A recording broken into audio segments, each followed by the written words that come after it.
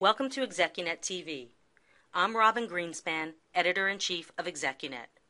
ExecuNet's March survey of 184 executive recruiters found 52% are confident or very confident the executive employment market will improve during the next 6 months.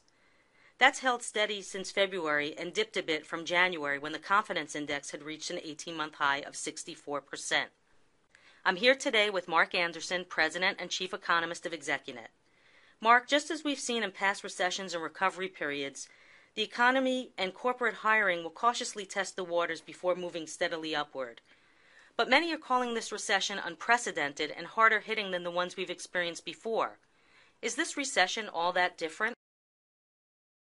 Well, I think the word unprecedented is a bit overused. It certainly relates to the circumstances of this recession because the banking meltdown in the fall of 2008 was unprecedented, and so were the government and Fed's actions.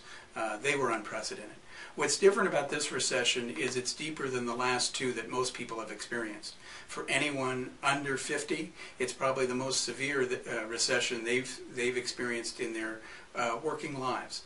The 1982-83 recession was deeper in terms of unemployment, and so they haven't experienced anything like this. The second thing about the recession that makes this different is the recovery is going to be a bit slower than what we've seen after past recessions, and that's going to be different. We always see after recessions that it can be uneven and up and down a bit as we recover, and that's going to be true in this recession as it was in others. But what we can say is the recovery is happening from all the measures that we see, and that's good news for the marketplace and for executives in general.